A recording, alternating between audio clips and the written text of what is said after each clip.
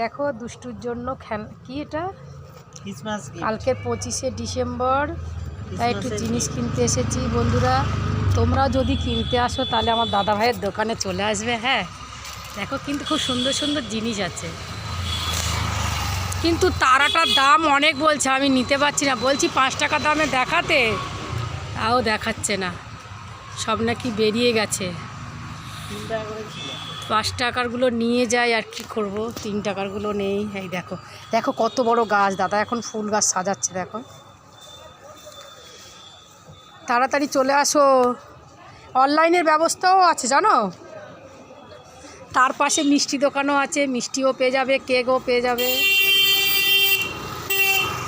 আর খুব সুন্দর লাগছে। ঝটপট করে চলে আসো, আর তো সময় নেই, আজকে রাত্রেই কিনে নিয়ে যাবে। হ্যাঁ